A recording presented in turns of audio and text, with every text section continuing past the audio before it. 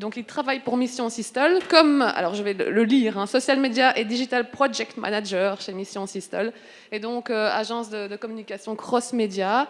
Donc voilà, tout ce qui est web, il connaît, et tout ce qui est stratégie web, il connaît encore mieux.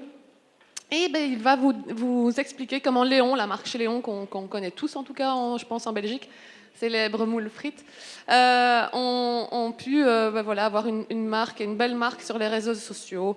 Donc voilà, il va vous parler de tous ces réseaux sociaux et comment on s'en sort et comment on arrive à s'imposer surtout. Je te laisse la parole. Merci beaucoup encore d'être présent. Le plaisir est pour moi. Bien, bonjour à tous. J'espère que vous allez bien, que vous êtes en forme, que vous avez bien mangé ce midi surtout. Voilà. Donc je ne vais pas me présenter vu que Sarah vient de me présenter. Je vais donc vous parler de chez Léon, et c'est là les premiers bugs techniques qui commencent, évidemment. Voilà. Chez Léon, c'est souvent ce à quoi on pense. Donc c'est effectivement les célèbres moules frites qui sont à Bruxelles. Donc à moins d'avoir naufragé sur un chalutier au large des côtes de Zélande, vous devez effectivement savoir que chez Léon est un célèbre restaurant qui vend, entre autres, des moules et des frites à Bruxelles. Mais le grand problème, aujourd'hui, enfin ça ne l'est plus puisqu'on est intervenu, c'est quel chez Léon? Parce qu'il y a chez Léon Bistrot à Mons, est-ce que c'est chez Léon Restaurant Belge? Est-ce que c'est chez Léon Friture Bruxelloise? Est-ce que c'est chez Léon de Bruxelles? Est-ce que c'est chez Léon de Bruxelles mais en Angleterre? Ou encore est-ce que c'est chez Léon de B? Voilà, il y avait, comme qui dirait, un petit souci au niveau de la présence de la marque sur les réseaux sociaux et principalement sur le web. Donc, chez Léon est venu nous trouver pour améliorer effectivement leur présence et on a eu différents objectifs. Donc le premier objectif, évidemment, a été de consolider la marque sur Facebook. Je vais essayer un petit peu de bouger, hein, c'est parce que ma télécommande fait des siennes, évidemment. Voilà. De rassembler les pages, parce que vous verrez, il y a eu plusieurs pages Facebook, et ça c'est le gros problème lorsqu'on a une marque sur Facebook, c'est en tout cas de s'assurer qu'elle est seule et unique. De créer des concours pour requalifier la database mailing et de créer de l'opt-in, parce qu'à l'époque, la database d'emailing de chez Léon, c'était pas moins de 200 000 adresses. C'est quand même beaucoup, hein, 200 000 adresses. Et sur ces 200 000 adresses, on n'était pas sûr de savoir si les personnes étaient encore vivantes, tout simplement.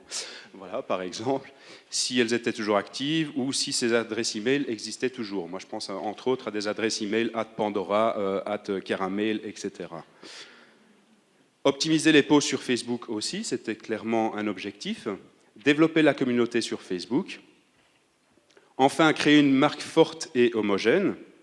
Donc, on a créé la marque qui s'appelle Chez Léon 1893 pour clairement marquer la différence par rapport aux autres marques. Hein. Donc, Exit chez Léon de Bruxelles, chez Léon de B, etc. La marque ici en Belgique, c'est Chez Léon 1893. Et enfin, développer de nouveaux canaux de communication digitale in real time et mobile. Parce qu'aujourd'hui, c'est bien beau d'avoir un site internet. Hein, je veux dire, c'est quand même le b.a.-ba de la communication digitale. Il faut avoir un site web, hein, avec un HTTP, un www.ma compagnie. Mais c'est aussi d'avoir une page Facebook et certainement d'avoir une présence sur des canaux tels que Twitter, Instagram, Pinterest, Foursquare, etc. Donc on va voir tout ça. Ben voilà. Alors, le plan, parce qu'il y a un plan quand même, hein, on ne fait pas les choses comme ça en tant que professionnel de la communication, il faut établir un plan. Alors, il y a plusieurs étapes.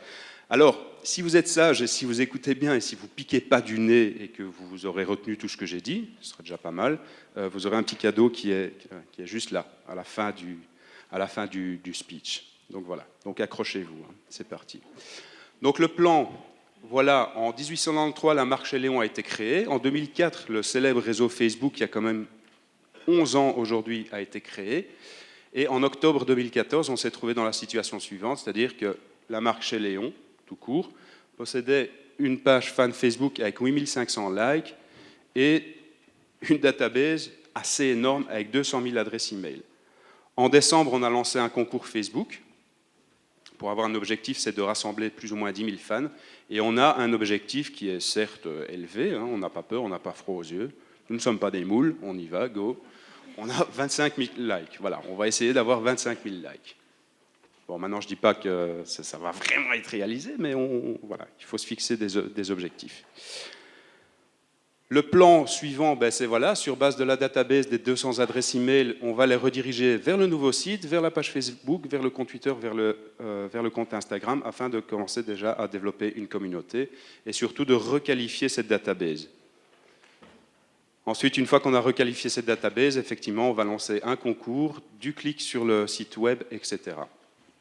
Il y a plusieurs étapes. Et ça, c'est le plan. J'espère que vous n'avez pas eu chaud, là. Ça, c'est le plan. Donc, c'est les 200 000 adresses email. On va faire un test pour voir si elles sont bonnes ou mauvaises. On va générer du trafic vers la page Facebook pour pouvoir, en tout cas, récupérer des fans. Et enfin, créer des Facebook Ads. Le concours, tout simple. Bon, c'est en latin. Le concours n'était pas en latin, je vous rassure. Mais voilà. Donc, le concours permettait effectivement de répondre à un quiz. Et le quiz, quant à lui, permettait tout simplement de générer du trafic vers le site web. Puisque dans le quiz, il y avait des indices, c'est du genre en quelle année Chez Léon a été créé. Mais il fallait donner l'année, mais aussi le mois. On donnait un indice, et l'indice, évidemment, c'était une adresse URL qui pointait vers le site. Comme ça crée du trafic vers le site web. Voilà. À côté de ça aussi, grâce au concours, on a pu alimenter notre database au niveau des emailing, puisqu'il y a un opt-in newsletter, qui malheureusement, aujourd'hui, n'existe plus, parce que Facebook est de plus en plus cadenassé. Il y a des tas de choses que Facebook ne veut plus faire. Mais en tout cas, à l'époque, on a eu cette chance, c'est de pouvoir effectivement demander aux participants de compléter leurs données. C'est-à-dire nom, prénom, adresse email, sexe, âge et localité. Et enfin, last but not least, c'est surtout de créer la marque Chez Léon, mais c'est-à-dire Chez Léon 1893, que ce soit sur Facebook, que ce soit sur Twitter, que ce soit sur Instagram, que ce soit sur le site web, etc., etc., etc. Donc on va voir tout ça en détail. Vous m'entendez bien, parce que parfois je fais des trucs avec mon micro, je n'ai pas l'habitude. Donc voilà, le problème de Chez Léon, c'est qu'effectivement, il y a plusieurs pages Facebook, donc des pages communautaires ou des pages de marque. Alors, c'est quoi une page communautaire? Soyez rassurés, je vais vous expliquer ce que c'est. Des fans éparpillés, effectivement, puisqu'on a 8500 fans sur une page, on en a 800 sur une autre, on en a 120 sur une autre, enfin bon, bref. Tout le monde est un petit peu éparpillé sur plusieurs pages, c'est un gros problème. Confusion, et ça, c'est quand même un des gros problèmes qui était là à l'époque, c'est qu'il y a une confusion entre Chez Léon Bruxelles et les franchisés. Et surtout, les franchisés qui soient aussi bien en Belgique, mais aussi en France. Solution, on a fait ce qu'on appelle un claiming de page. Donc, on a réclamé auprès de Facebook la propriété de sa fameuse page Facebook. Ensuite, on a fusionné ces pages, évidemment, pour les rassembler sous une seule et même marque. Et puis, on a changé le nom, ce qui n'est pas toujours évident, ça, croyez-moi, parce qu'avec Facebook, ça a l'air simple. Générer un statut sur Facebook, c'est super facile, mais dès qu'il faut faire des petites choses un petit peu techniques, ou en tout cas essayer de rentrer en contact avec le plus célèbre des réseaux sociaux, rentrer en contact avec le plus célèbre des réseaux sociaux, c'est absolument pas évident. Donc voilà, c'est un peu contradictoire, mais c'est comme ça. Donc, il y a un truc, et ça, je vais déjà vous le donner aujourd'hui, c'est que si vous avez une page de marque qui vous appartient et qu'à côté de ça, vous avez ce qu'on appelle une page communautaire, vous pouvez la réclamer, c'est tout simple. En fait, voilà. Un exemple, ici, on a ce qu'on appelle une page communautaire. C'est bien noté Chez Léon, on a 4,2 étoiles, on a l'adresse, etc., etc. Ça, c'est une page communautaire. C'est quoi une page communautaire? C'est une page qui a été créée automatiquement par Facebook sur base de données qui ont été récoltées sur Wikipédia. Voilà. Et d'où, effectivement, aussi le fait qu'il y ait plusieurs pages qui ont été générées à gauche, à droite. Alors, pour réclamer cette page, eh bien, c'est tout simple. Il suffit de cliquer sur tout ce qui est gris clair sur fond blanc. Ils sont malins chez Facebook. Vous voyez, là, la petite roue dentée, là, ce petit truc-là, et de mettre, est-ce que c'est votre entreprise? À partir du moment où vous cliquez sur ce bouton-là, vous pouvez rentrer dans un processus de claiming. Voilà. Ici, on voit... est-ce que vous gérez la page? Est-ce que vous voulez la fusionner? Ou est-ce que vous voulez revendiquer la page? À partir du moment où vous revendiquez la page, il vous demande si vous allez prouver la propriété grâce à un email ou grâce à de la documentation. Étant donné que... Ça, c'est les aléas du direct aussi. Pardon, je suis désolé. Voilà. Étant donné qu'on est en 2015, il va sans dire que j'ai choisi l'option email. Je ne vais pas envoyer un courrier chez Facebook par recommandé, quoi. Donc voilà. dès que c'est fait, il nous envoie un email sur le nom de l'entreprise. Donc ça veut dire que votre adresse email pour pouvoir claimer la page, ça doit être community management, par exemple, @macompagnie.com. Ça doit toujours coller par rapport au nom de la page. Enfin, voilà Facebook qui nous confirme qu'effectivement, ils ont bel et bien reçu le message et qu'au bout de 72 heures, donc 3 longues journées, croyez-moi, vous recevez à ce moment-là un message de confirmation qui vous permet de dire voilà, cette page est nôtre. Alors, dans le cas de chez Léon, on avait 10 pages différentes. Quand on tapait chez Léon dans le moteur de recherche Facebook, on avait 10 pages différentes. On avait chez Léon 1893 friture bruxelloise, on avait chez Léon restaurant de Bruxelles, chez Léon, chez Léon, chez Léon et encore chez Léon. Donc ça, c'était une partie. Et ça continue, on a encore chez Léon, et encore chez Léon, et encore chez Léon, 1893, etc., etc. Donc on a fait ce procédé pour les 10 pages. Et quand il n'y en a plus, comme dirait Stromae, il y en a encore. Voilà. C'est-à-dire que là, du coup, une fois qu'on avait clémé les 10 pages, il y en avait encore 6 de plus qui étaient cachés dans le fin fond des arcanes de Facebook. Donc voilà, chez Léon 1823, chez Léon de Bruxelles qui est situé à Bruxelles, chez Léon Restaurant Bruxelles, etc. etc.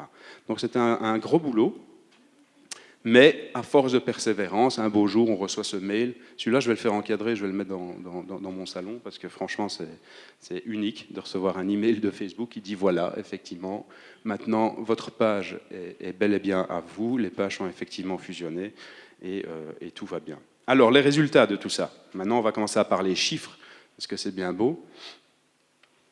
Les résultats, je veux dire, ils sont sans équivoque, puisqu'on a gagné entre septembre et novembre plus ou moins 639 fans. Ça se voit, quoi. Je vois le graphique se passe de commentaires. Entre le 8 octobre et fin octobre, là on voit effectivement, on est monté à 8794 fans, and still counting. Ça monte, ça monte, ça monte. Juste une petite info, retenez ça. C'est que le 20 octobre, on a mis en place un pixel de conversion. Je vais vous expliquer tout à l'heure c'est quoi ce truc. N'ayez pas peur. Donc voilà. Le 18 du 11, Facebook nous annonce effectivement que les fameux 6 pages qui étaient cachées ont bel et bien été fusionnées. Et ben voilà, boum, on a un bond supplémentaire. Et ainsi, on a déjà atteint une page Facebook qui a 10 000 fans. Ce qui est quand même pas mal, hein, je veux dire. On peut être content, quoi. Alors aujourd'hui, voilà, on a une page qui contient 10 717 fans, qui est unique, qui est libellée chez Léon 1893, hein, pour ne pas se noyer avec les autres pages qui sont présentes en France et ailleurs en Belgique. On a récupéré les fans, puisque c'est ça qui est bien, lorsqu'on fusionne les pages, effectivement, on récupère tous les fans des autres pages. Et encore mieux, on a récupéré aussi tout ce qui est visite et la récupération des évaluations, puisque la page Facebook de chez Léon est une page lieu, c'était un lieu. Donc, c'est-à-dire on peut faire un check-in un petit peu comme sur Foursquare et dire là pour l'instant je suis chez Léon. Donc on a récupéré toutes les visites qui sont de 15 233 et surtout les évaluations qui sont de 4 étoiles sur 5. Donc, voilà. Toujours bon à prendre, quoi. Une fois que ça a été fait, voilà, on peut se dire super, on est tranquille, tout va bien. Eh bien non, c'est là que le véritable travail d'agrégation de fans commence. On a d'abord lancé un concours sur Facebook. Un concours qui permettait de gagner 2 week-ends à Disneyland, ce qui est quand même sympa aussi, hein, très bon pour la notoriété de marque, donc augmenter la notoriété et le capital sympathie de la marque. Ça permettait aussi de générer du clic vers le site web, donc grâce aux indices qu'on a vus dans les quiz, de générer des fans fatalement, bien qu'aujourd'hui maintenant les concours Facebook ne permettent plus obligatoirement de générer du fan. Facebook de nouveau, depuis octobre ou novembre je pense, a interdit ce qu'on appelle le fangate. Le fangate c'est quoi? C'est je participe à un concours sur Facebook, ou en tout cas je veux y participer, et pour y participer vous devez liker la page. Eh bien Facebook a dit bah non, c'est pas bien ça. Et vous savez pourquoi c'est pas bien? Parce que ça leur rapporte pas d'argent, en fait, tout simplement. Puisqu'il y a une technique qui est toute simple chez Facebook, pour générer du fan, eh bien, c'est d'acheter de la publicité. Donc voilà. Et donc, nous, community managers, on a dû changer notre fusil d'épaule. Mais bon, en attendant, on a quand même généré des fans. On a aussi requalifié la database email, et aussi, grâce au concours, on a effectivement indiqué un champ pour un opt-in au niveau des newsletters, donc pour que les gens puissent s'inscrire à la newsletter.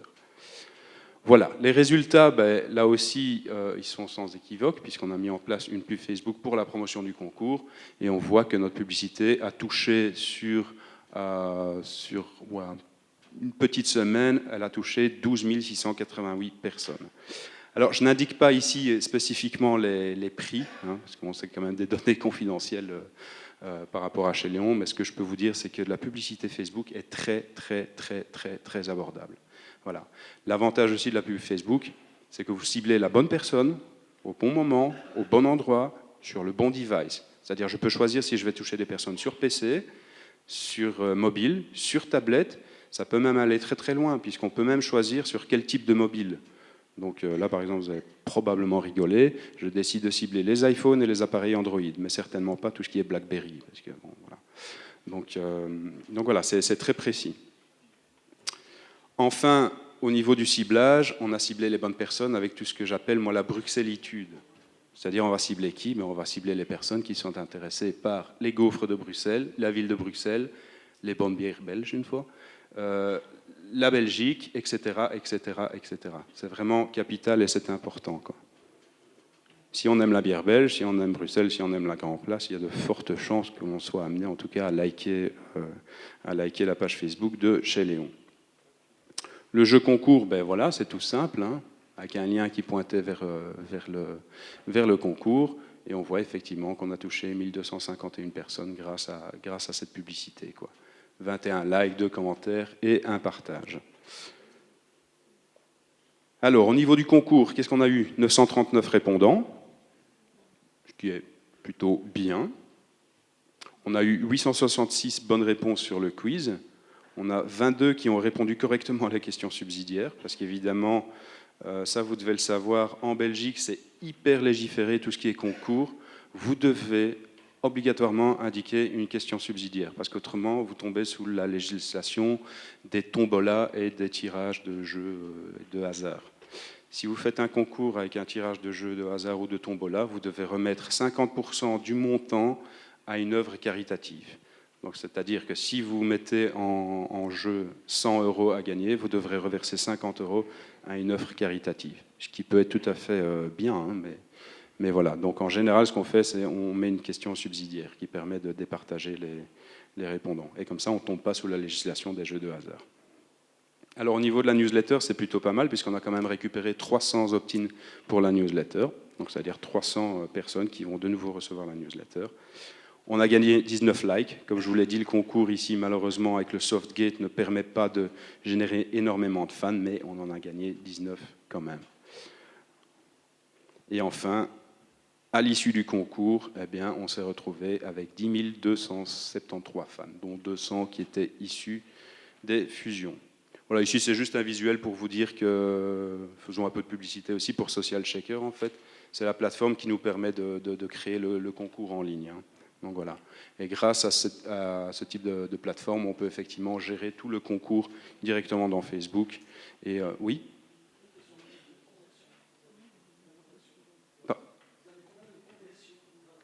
De conversion, c'est-à-dire de conversion Facebook, de conversion d'emailing.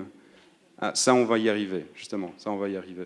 Je vois que vous êtes aware, donc c'est bien. Il y en a qui suivent.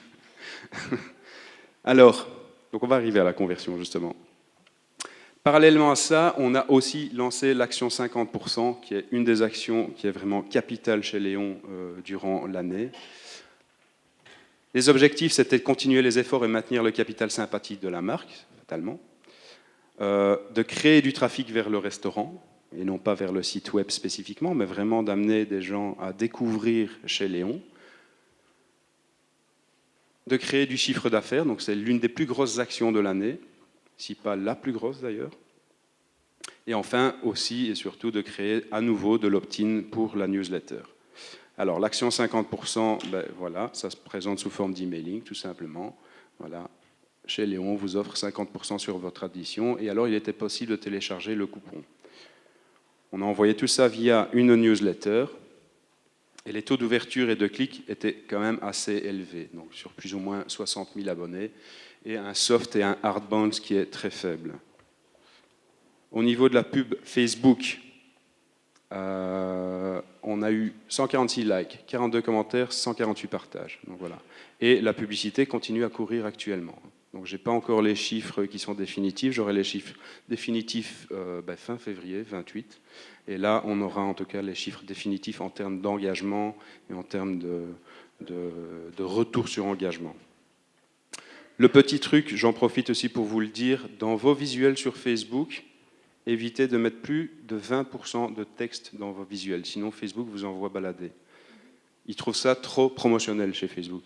Donc on sait faire de la promotion, on peut payer de la pub, ça, il n'y a pas de problème, mais il ne faut pas mettre trop de texte dans le visuel. Donc ici, ça a l'air énorme, mais en fait, il y a juste 20% de texte. Si vous avez plus de 20% de texte, c'est pas que Facebook va directement arrêter votre pub, il va quand même prendre 2-3 euros de côté, puis après il va dire « Ah mais non, désolé, ça ne va pas ». C'est leur stratégie. Et enfin, en termes de ciblage ici, ce qu'on a décidé de faire, c'est de ne pas cibler les mobiles. Pourquoi est-ce qu'on n'a pas ciblé les mobiles sur cette action? Parce que justement, le PDF qui allait être downloadé, sur un iPhone ou sur un smartphone Android, ou même les rares personnes qui ont encore un BlackBerry, ça ne marcherait pas. Je ne vais pas investir de la publicité sur mobile pour que les personnes n'aillent pas télécharger le bon de réduction. Donc voilà, alors ça c'est le fameux formulaire effectivement qui permettait de télécharger le bon. Donc de nouveau, vous l'avez compris, nom, prénom, adresse, adresse email, ville, code postal, pays. Et une fois qu'on complétait ces données, la personne récupérait le bon et nous, d'un autre côté, on récupérait l'adresse email, quoi. Alors les résultats, puisque monsieur était impatient de voir les résultats. Alors les résultats pour 2014, avant qu'on ait fait une action sur Facebook, on s'est rendu compte qu'en semaine 6, on avait 625 couverts et 196 vouchers qui ont été distribués, soit un total de 3026 et 845. Et maintenant, avec l'action Facebook et l'emailing, ça va sans dire que le total a clairement augmenté, quoi. On a eu un total de 3276 couverts et 943 vouchers téléchargés. En termes de chiffres, je ne vais pas non plus vous révéler les recettes, mais le ticket moyen a augmenté de 20%. C'est-à-dire que les personnes qui sont venues profiter de ce bon de réduction ont consommé davantage que l'année précédente et le chiffre d'affaires qui a augmenté de 10%. Et encore, ça, ce sont les chiffres arrêtés à la semaine 6. Je vous dis, d'ici fin février, on verra ce que ça a donné. Mais clairement, ça fonctionne. Et tout ça, de nouveau, je vous le répète, avec un budget qui est très, très faible. Si je vous dis qu'un encart publicitaire dans un journal coûte la bagatelle de 4 000 à 5 000 euros, je peux vous dire qu'avec ça, vous savez en tout cas couvrir un investissement média sur Facebook pendant plus de 3 mois facilement, quoi. Donc voilà, voire même à l'année pour des plus petites PME. Donc voilà, ça, je crois qu'on est tous d'accord là-dessus. Alors, SMO, what is done? Social Media Optimization. Social Media Optimization, ça veut dire quoi? C'est-à-dire qu'il va falloir optimiser les posts sur Facebook, l'écriture sur Twitter, etc. Et surtout qu'il va falloir oublier le sempiternel ROI. À chaque fois, on nous parle de ROI, de ROI, de ROI tout le temps. Oubliez le ROI, mais pensez plutôt ROE. Le ROE, c'est le Return on Engagement. Il est certain qu'aujourd'hui, si on fait de la communication, pour qu'une marque soit connue, c'est pour qu'on consomme nos produits, mais pas uniquement. Si on fait de la communication, c'est aussi pour augmenter le capital sympathie, pour garder sa position de challenger, ou en tout cas pour fidéliser les clients. Eh bien, la méthode est exactement la même à travers les réseaux sociaux. Optimiser les posts sur Facebook pour créer de l'engagement. Facebook est un lieu de détente. Ce n'est pas un lieu sur lequel on va discuter pendant des heures de choses hyper pointues. Il faut bien garder ça à l'esprit. Les pics de visite sur Facebook ont toujours lieu entre 20h et 20h30. Donc il faut penser à ça. Idéalement, on va poster d'ailleurs nos statuts Facebook vers 20h, 20h30. Étrangement, pendant que les personnes zappent en fait les publicités qui passent à la télévision ou à la radio. Et ça, c'est une réalité aujourd'hui. Les grandes marques ont compris qu'il fallait investir en tout cas les réseaux sociaux, Facebook et Twitter. Vous Vous pouvez regarder, quand vous regardez par exemple The Voice, vous verrez que la plupart des marques investissent leur publicité à ce moment-là, en prime time. Parce que les personnes ne regardent pas la publicité à la télé, c'est terminé. C'est de moins en moins le cas. C'est ce qu'on appelle la génération second screen. Et donc, dès lors, il faudra optimiser nos posts Facebook pour qu'ils soient engageants et en tout cas qu'ils fassent naître en tout cas un sourire, un like ou un commentaire, quoi. La loi de Pareto, c'est capital au niveau des réseaux sociaux et surtout au niveau de Facebook. La loi de Pareto, je suppose que vous savez tous, c'est la loi des 80-20. Ben, sur les réseaux sociaux, c'est la même chose. C'est 20% de contenu de marque, donc promotion, concours, menu, etc. Clairement, on parle que de marque. Mais 80% du contenu qu'on va diffuser sur Facebook et Twitter, ce sera du contenu qui gravite autour de la marque. Donc, par exemple, la Bruxellitude, comme je le dis, les plaisirs d'hiver, la Grand Place, etc., etc. Pour que la marque vienne s'inscrire dans un univers qui est beaucoup plus large que chez Léon. Ce n'est pas uniquement les moules et les frites, c'est bien plus que ça, quoi. C'est l'îlot sacré, c'est la Grand Place, c'est le plaisir de venir se balader à Bruxelles, etc. Et ça fonctionne pour toutes les marques. Ça fonctionne vraiment pour toutes les marques. Je ne vais pas citer des marques ici, mais en tout cas, ça fonctionne pour plein de marques. Et enfin, on vous l'a toujours dit, content is king, oui, but context is queen. C'est-à-dire quoi? C'est-à-dire qu'il va falloir inscrire vos posts Facebook dans un contexte. C'est super important. Donc, on va voir ça, justement.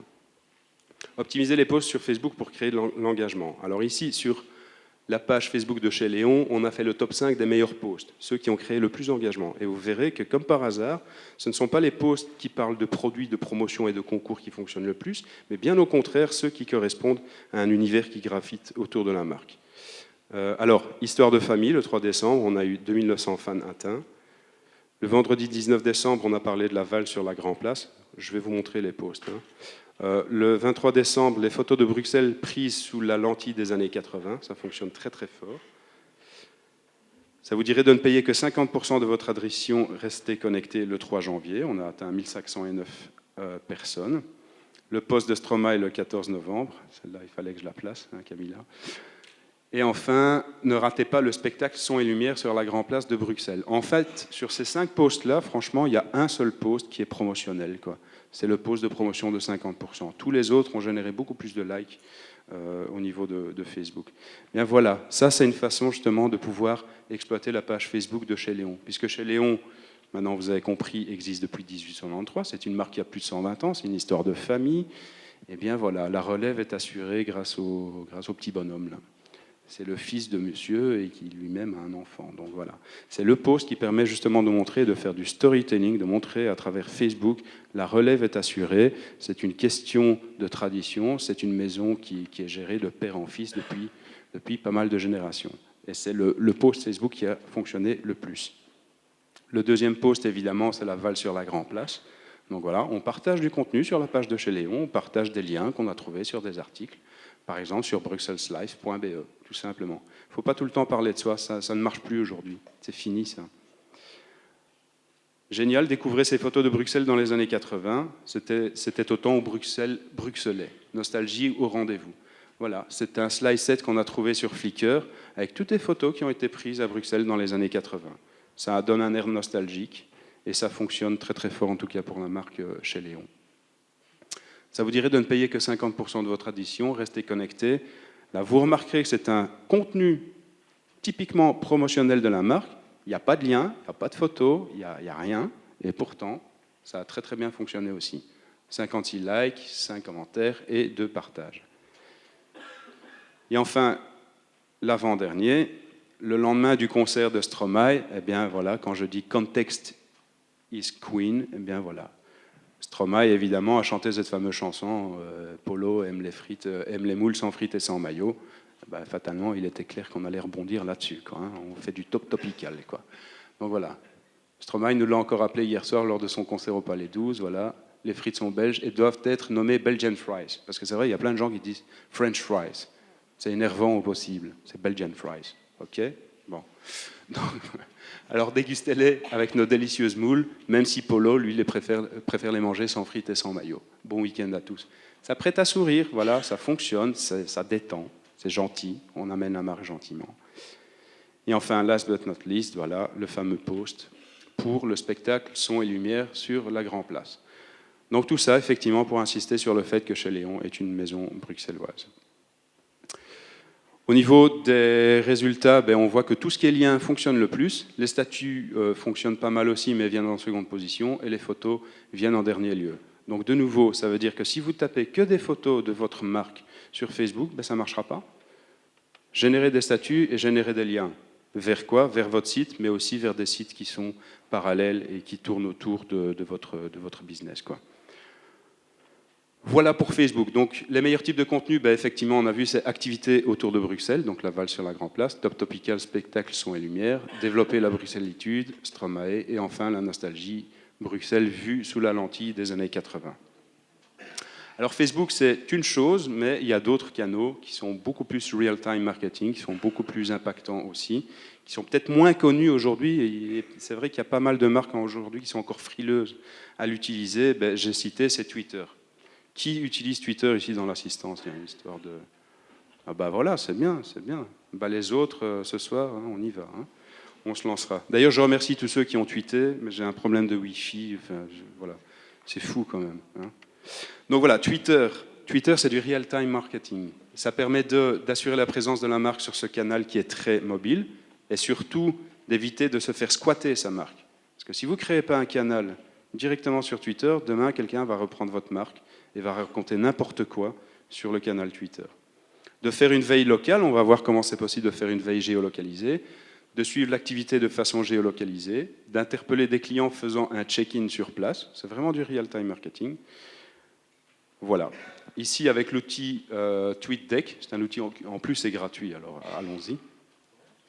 On a tapé les mots-clés chez Léon 1893, on a tapé le mot-clé chez Léon 1893, tout simplement chez Léon de façon géocodée, mais aussi tous les tweets qui circulent dans un rayon de même pas 500 mètres autour de la Grand Place.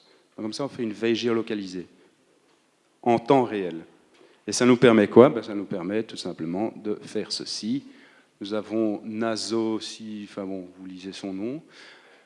It's Muscles Time Again, Yum chez Léon 1893. Voilà, avec la marque chez Léon, nous directement sur Twitter. Il suffit de lui dire Thanks for stopping by and enjoy your meal. Voilà, c'est impactant. Ça permet en tout cas à la personne de voir, tiens, ils sont sur Twitter, c'est sympa. Ou bien tout simplement d'amener du chaland, d'amener quelqu'un directement au restaurant. Nous avons Ahmad ici qui est à la Grand Place Hotel in City of Brussels. Voilà, hoping you enjoy your trip. Come taste our famous Belgian fries at Chez Léon with mussel and a good Belgian beer. Aujourd'hui, ça se passe par le digital. Avant, on avait des personnes dans la rue qui disaient « venez manger chez nous ». Aujourd'hui, ça se passe avec Twitter. Voilà, tout simplement. C'est beaucoup plus facile, c'est plus agréable. Voilà. Donc Twitter, c'est un média de l'instant. Instagram aussi.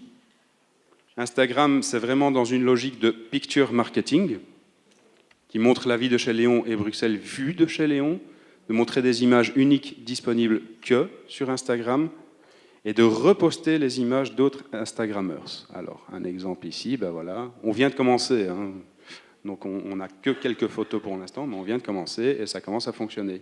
Ici, on va reposter des photos de personnes qui ont prises, que d'autres Instagrammeurs ont pris sur le lieu Chez Léon. On va prendre leurs photos, on va les reposter, tout simplement. Ici, il y a eu un tournage pour une chaîne de télévision japonaise qui a été faite chez Léon. Et fatalement, il va sans dire qu'on va le montrer. Mais on va le montrer uniquement sur Instagram et pas ailleurs. Et de nouveau, la même chose qu'avec TweetDeck, on utilise un outil qui s'appelle PicDeck qui permet effectivement de faire une veille sur toutes les photos qui ont été prises avec le hashtag Chez Léon 1893, Brussels Muscles, etc., etc. Et ça permet d'aller liker la photo, d'aller commenter, etc. Instagram, c'est un réseau social. Vous voyez, quand on like, il y a le petit cœur qui s'affiche. En fait, vous devez retenir un truc, pour ceux qui ont passé leur brevet de réanimation. Si vous pensez à Instagram, vous pensez RCP, c'est RCPL, c'est reposter, commenter, partager et liker. C'est aussi simple que ça. Et de nouveau, c'est la fameuse même loi de Pareto, 80-20. Donc 20% de mon contenu et 80% de contenu qui est diffusé par d'autres personnes. Et enfin, last but not least, Foursquare. Qui utilise Foursquare ou SwarmUp dans l'assistance? Il y en a moins que sur Twitter. Alors, je peux comprendre parce que Foursquare, malheureusement, a splitté son application en deux. Maintenant, il y a Swarm App et il y a Foursquare, qui est une autre application. Mais ça reste quand même un canal qui est relativement intéressant. Ici, on a revendiqué l'établissement en novembre.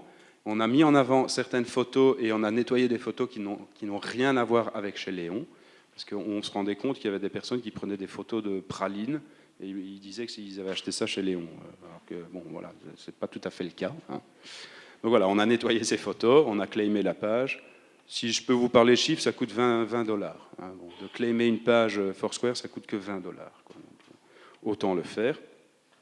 Ça permet aussi de voir les évaluations, ça permet de voir les visites, et vous allez voir que c'est assez intéressant en termes de statistiques. Ça permet de consulter les données sociodémographiques. Qui vient voir mon resto? Ce sont plutôt les hommes, les femmes, de quel âge, etc., etc. Et ça permet aussi de créer de la publicité géolocalisée et poussée sur mobile, donc push.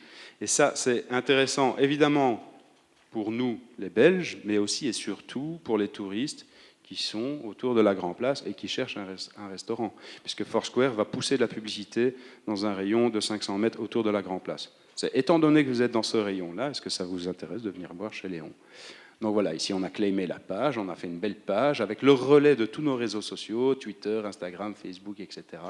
On a mis en avant les photos qui étaient évidemment les plus parlantes, hein, parce que les photos de praline n'avaient rien à faire sur cette page. Et enfin, à côté de ça, on a fait la mise en avant de ce qu'on appelle une promotion spéciale. C'est que chez Léon, le menu enfant est gratuit tous les jours. Voilà, et on l'a mis en 3 langues. Donc comme ça, lorsque les personnes étaient sur Foursquare, elles voyaient ça.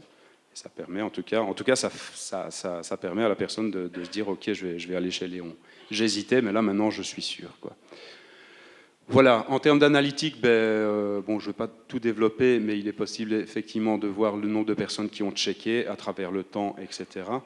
Et surtout de voir quelles sont les tranches d'âge. Est-ce que ce sont plutôt les hommes, les femmes, entre 25 et 34 ans, à quel moment, quel jour, etc. C'est vraiment un outil statistique qui permet de voir en temps réel ce qui se passe chez Léon. Et enfin, donc voilà, on a mis en avant de la publicité Foursquare, donc push sur mobile. On a fait un petit test, je crois, avec 20 $. Ouais. On a fait ça sur, je crois, 48 heures. Et alors, on voit le nombre d'impressions.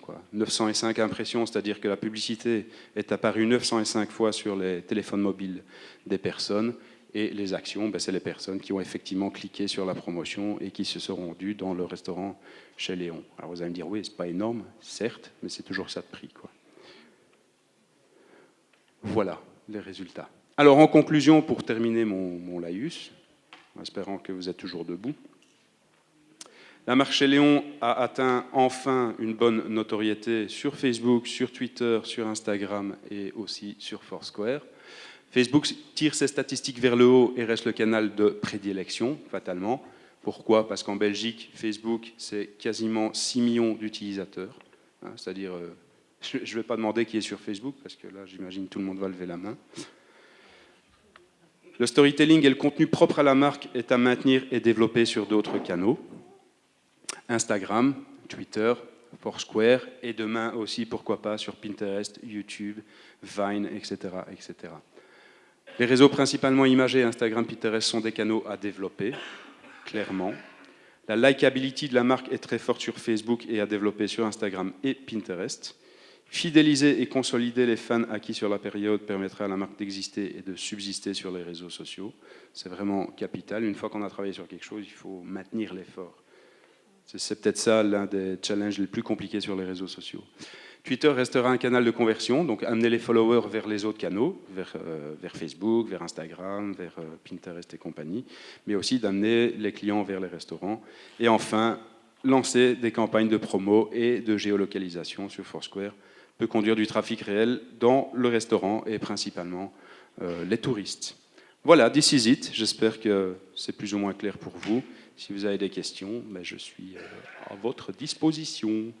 Et n'oubliez pas votre petit cadeau à la sortie. Oui?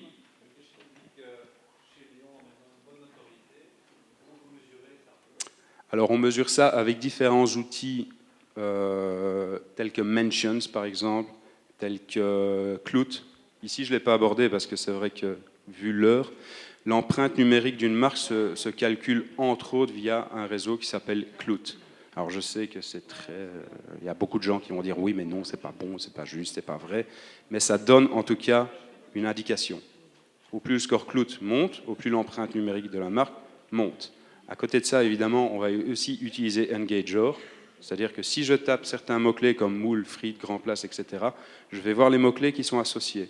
Puisque Engageur permet effectivement d'aller scanner toutes les conversations qui se passent sur le web. On est écouté en permanence. Si je vois effectivement que le mot-clé chez Léon est rattaché à moule, frites, etc., alors effectivement l'empreinte est en clair et est en hausse. Mais c'est pas... La réponse, elle n'est pas aussi simple que ça, parce qu'on doit utiliser beaucoup plus d'outils que ça. Je vous dis Engageur, Klout, Wiselytics, et évidemment tout ce qui est Google Analytics et tout ce qui est outils de tracking, d'emailing comme Mail Delivery, etc. Mais en tout cas, par rapport aux autres marques chez Léon, puisque c'était ça le gros problème, chez Léon, 1893 est clairement présent et dans la place, quoi. Et maintenant, il faut augmenter tout ça. Il faut maintenir l'effort. C'est ça qui est beaucoup plus chaud. Donc voilà. D'autres questions, d'autres réactions? Oui?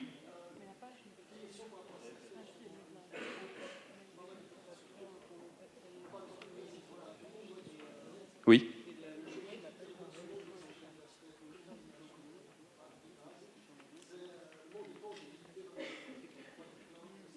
Oui?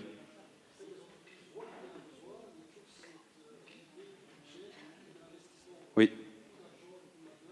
Oui? Oui? Oui?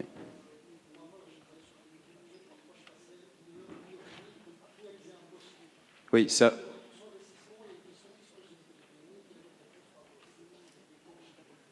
Ben, le temps, alors il va sans dire que c'est clair que le community management, c'est quelque chose qui s'apprend. Malheureusement, vous pouvez suivre tous les cours que vous voulez dans le monde entier, dans n'importe quelle université ou n'importe quelle école. C'est quelque chose qui se vit.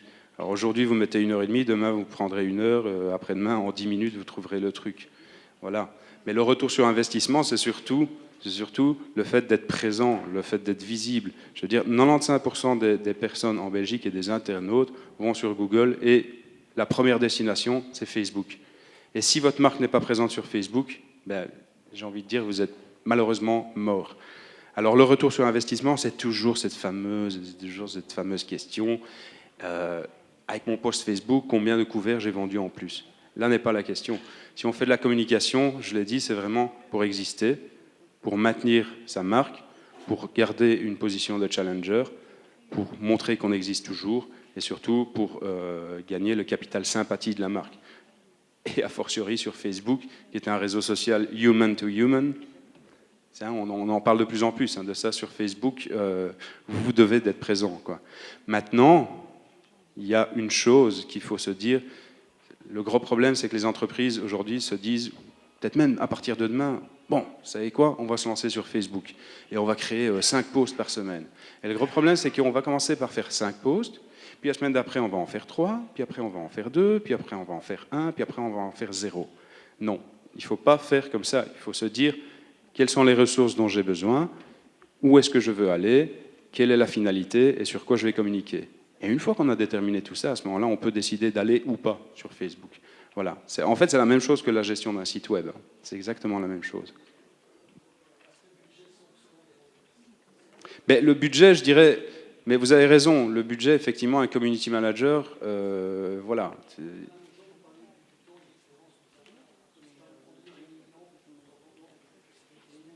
Oui. Oui.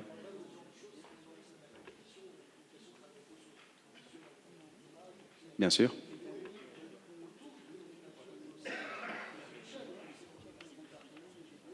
Oui. Oui. Oui, oui, oui. Mais ici, par exemple, chez Léon, on n'a pas de vidéo qui a été faite par chez Léon. On n'a pas de banque images spécialement qui a été faite chez Léon. Ça s'est fait avec un iPhone, tout simplement. Avec Instagram, hop, je prends une photo Instagram, je mets un petit filtre vintage, ça me prend quoi, 30 secondes. Je partage la photo sur Instagram, je l'envoie sur Foursquare, je l'envoie sur Twitter. Je peux aussi l'envoyer sur Facebook. Voilà, tout simplement. Alors effectivement, ça ne demande pas énormément de temps et ça coûte pas cher du tout. Je veux dire, aujourd'hui, le social media et le digital, de toute façon, permet effectivement de voir les budgets à la baisse. Comme je vous le dis, tout ce qui est radio, presse, TV, tout ça coûte vraiment un Boeing. Je ne suis pas en train de cracher dessus, je fais juste un constat. Ça coûte un Boeing. Et il est peut-être plus intéressant d'aller sur les médias, là où sont les gens, de délivrer le bon message à la bonne personne, au bon endroit, au bon moment. C'est vraiment ça qui est capital. Et là, le retour sur investissement, vous l'aurez. Ou en tout cas le retour sur non-investissement aussi, puisque Facebook permet aussi d'avoir ce qu'on appelle une hotline. S'il y a un problème, au lieu de ping-ponger des emails sur info@mycompany.com qui va forwarder ça à Janine, et Janine va forwarder ça à Jean-Luc, etc., on va perdre énormément de temps. Grâce à Facebook, la réponse, elle est là, elle est visible pour tous, pour les 10 000 fans. Il y a une question qui a été posée par un fan, la réponse est donnée pour un fan et les 10 000 qui gravitent autour. Donc là, il y a clairement un gain de temps aussi. Je vous en prie. Oui.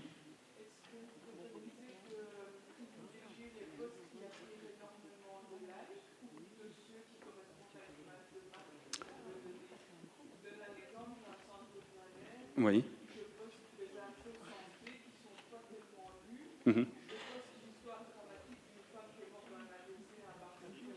Oups. Ah, les gens, je vous jure. Les gens. Oui. Alors, moi, j'aurais envie de vous dire, continuez à maintenir l'effort et gardez votre ADN de marque. Mais comme je l'ai dit tout à l'heure aussi, c'est parler de votre domaine, parler de votre milieu, mais amener aussi de l'information qui gravite autour. Alors, pas obligatoirement, mais voilà, mais c'est de rebondir là-dessus. Moi, Stromae n'est pas encore venu chez Léon, d'ailleurs on l'attend. Mais Stromae, si tu nous entends. Oui. Oui. Oui. C'est sur base des données Wikipédia ou en tout cas des intérêts.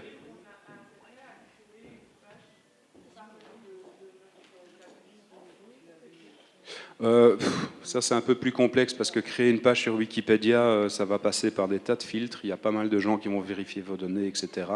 Mais c'est pas ça qui va driver le plus de trafic. Franchement, non.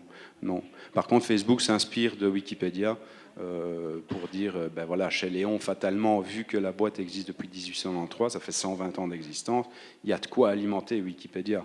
Maintenant, une PME qui s'est lancée il y a 5, 10, 15, même 20 ans, admettons. Je ne vois pas l'intérêt, en tout cas, d'aller sur Wikipédia. Ce qui est beaucoup plus intéressant, par contre, c'est de développer un blog. C'est que vous ayez votre site web, et sur votre site web, vous mettez un blog. Il y a deux avantages à ça. Le premier, c'est que vous allez être référencé très vite, grâce à du blogging. C'est comme Facebook, c'est vraiment la même chose. Vous mettez du contenu une fois toutes les semaines, une fois toutes les 2 semaines, peu importe, mais gardez cette fréquence. Et le contenu que vous avez posté sur le blog, vous avez plus qu'à le partager sur Facebook, sur Twitter, sur Instagram, sur LinkedIn, etc. Pour moi, ça, c'est la meilleure des méthodes. Oui, allez-y. Oui.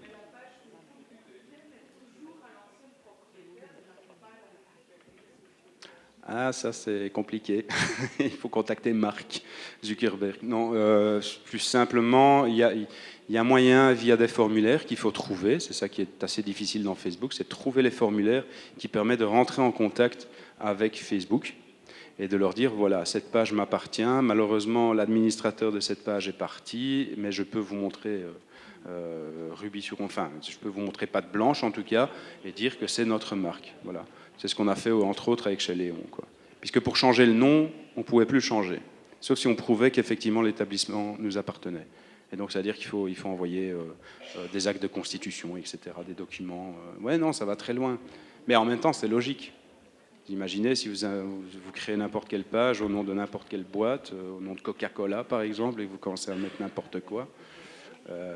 Ça peut avoir pas mal de risques. Donc voilà. Mais en tout cas, dans votre cas, continuez vraiment à maintenir l'ADN de votre marque et trouver des contenus qui circulent autour effectivement de la santé. Je prends un exemple, là, je m'écarte peut-être de chez Léon, mais je le cite à chacun de mes cours, c'est Evian. Evian, ils vendent quoi? De l'eau. Ils vendent que ça. Ils vendent de la flotte. Enfin, je veux dire, c'est de l'eau, quoi. C'est point. Mais non, mais c'est vrai. Alors, ils ont des petites bouteilles, des grandes bouteilles, des bouteilles. Voilà. Qu'est-ce que vous voulez qu'ils racontent sur Facebook? Ils ne vont pas dire notre eau, elle est géniale 5 fois par semaine. Non. Mais Evian, c'est l'eau, ça c'est certain, c'est les 20%, et les 80%, c'est la jeunesse, la vitalité, l'alimentation équilibrée, le sport, l'hydratation, etc., etc., etc. Donc si Evian, juste avec de l'eau, y arrive, je crois que tout un chacun ici est capable de trouver du contenu qui gravite autour de la marque. Donc voilà, pour moi, c'est la meilleure des attitudes à avoir. Bah, je vous en prie. D'autres questions ou des remarques ou... Oui? Oui.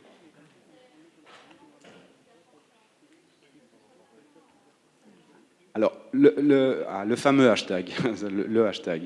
Alors, le hashtag, il peut être utilisé sur toutes les plateformes, y compris sur Facebook, sauf sur Facebook, il n'a pas vraiment d'intérêt parce que le hashtag va directement, je vais dire, décéder. Donc, si je mets hashtag chez Léon 1893 sur Facebook, on le fait, c'est juste histoire de dire aux personnes que ce hashtag existe, mais ça ne fonctionne pas des masses. Par contre, sur Twitter et sur Instagram, le hashtag permet de toucher une communauté qui est beaucoup plus large.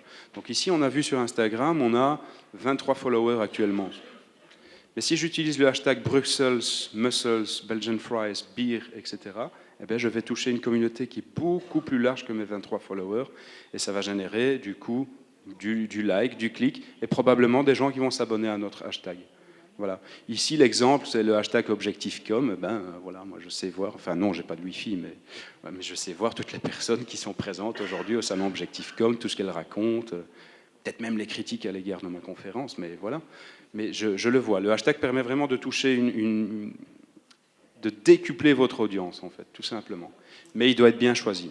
Et pour être bien choisi, déjà, il ne faut pas l'inventer, il faut aller chercher et voir quels sont les hashtags les plus influents. Mais le hashtag, c'est clairement pour moi Instagram et Twitter. Facebook, oui, c'est bien, ça fait in, mais ça ne marche pas. Voilà. D'autres questions? Oui? Alors, sur les pages Facebook, pour gérer le multilinguisme, ça c'est la question qu'elle est carrément bien, parce que comme on est en Belgique, oui, c'est assez compliqué. Je n'ai pas le Wi-Fi ici, mais dans les paramètres avancés de votre page Facebook, il faut aller cocher une petite case, de nouveau, qui est bien cachée, et qui est privacy et géolocalisation, un truc dans le genre. Dès que vous avez fait ça, à ce moment-là, il est possible de faire un post à destination des francophones, un post à destination des néerlandophones, et alors n'oublions pas les 10% aussi en Belgique d'anglophones. Moi, j'utilise Facebook en anglais. Bon, je ne suis pas anglophone, je suis francophone, mais j'utilise Facebook en anglais. Donc, la logique veut que, quand vous faites un post Facebook en français, fatalement, vous écrivez en français, vous mettez French all, et vous mettez aussi English all. Parce que les 10% de personnes qui utilisent Facebook, on ne sait pas si elles sont anglophones, francophones ou néerlandophones, on ne sait pas trop. Donc comme ça, je touche ces personnes-là. Et pour les néerlandophones, même chose. Je vais mettre Dutch Belgium, enfin Belgium, c'est nouveau ça depuis 2-3 semaines. Avant c'était Dutch tout court, maintenant c'est Dutch Belgium. Pardon, et alors English. Et à ce moment-là, comme ça, les personnes qui sont néerlandophones verront le post en néerlandais, et les personnes qui sont francophones verront le post en français. Et ceux qui ont leur post Facebook, enfin leur statut Facebook comme moi en anglais, verront 2 posts. Voilà, donc ça c'est une des techniques. Ou bien l'autre technique, c'est un post francophone pour les francophones, un post néerlandophone pour les néerlandophones, et un post bilingue, avec le néerlandais au-dessus, histoire de ménager les susceptibilités linguistiques du pays. On met le néerlandais au-dessus et le français en dessous, et ça on le met à destination des anglophones. Voilà, mais c'est une très très bonne question, parce qu'effectivement en Belgique, voilà, avec tout le contexte qui va avec, et tout, c'est pas évident. Et donc même chose pour la publicité, je cible les francophones, je cible les néerlandophones, etc. Donc voilà. Juste sur Twitter, là par contre, c'est pas possible. Il faut soit créer 2 canaux, pardon, soit un seul canal bilingue. Nous, on fait un seul canal bilingue. Voilà. D'autres questions? Allez-y, tant que je suis là. Non? Oui, là, tout au loin. Je vais essayer de vous entendre parce que là, je ne sais pas comment je criais ou levez-vous, ou je ne sais pas si vous avez un micro ou pas. Oui, là, je vous entends. Oui. Si Twitter est pertinent en Belgique.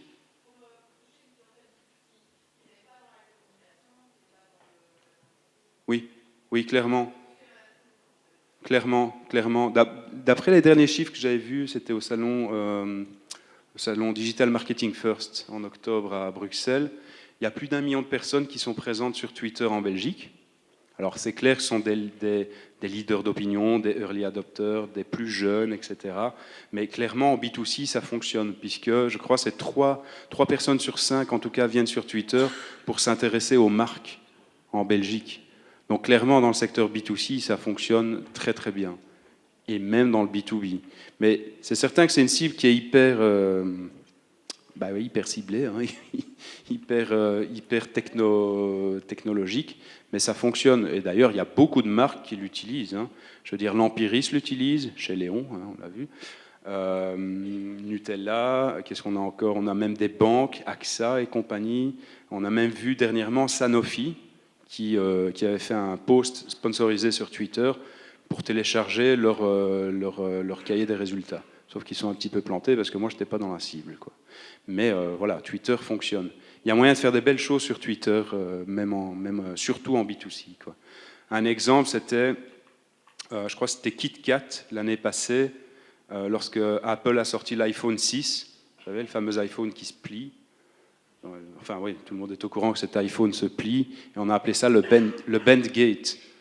Et KitKat, qui est la marque de chocolat, a dit « We don't bend, we break ». Donc voilà. Et c'est un tweet qui a eu un taux d'engagement énorme. Encore, il y a peut-être 3 semaines, 1 mois, Mikado a fait un bad buzz exprès en France avec le fameux Mikado Stick. Donc tout le monde s'est emballé en disant « Ouais, 100% n'importe quoi, 100% sans chocolat ». Et en fait, c'était pour annoncer la sortie du Mikado King. Donc voilà, ça a généré du buzz. Maintenant, ça dépend des marques, hein. Il y a certains que s'ils vendaient des trépans pour des plateformes pétrolières, bon, ça n'a pas marché. Mais il y a des marques qui s'y prêtent. Mais en tout cas, B2C et B2B, j'insiste là-dessus, ça fonctionne très fort sur Twitter. Donc voilà. Par contre, les investissements publicitaires sont beaucoup plus chers que sur Facebook. Mais c'est un canal à creuser et à développer, clairement. D'autres questions? Non? Ben, merci en tout cas pour votre attention et merci. Et waouh. Et alors, la maison chez Léon vous propose un petit cadeau ici. Camilla, tu veux bien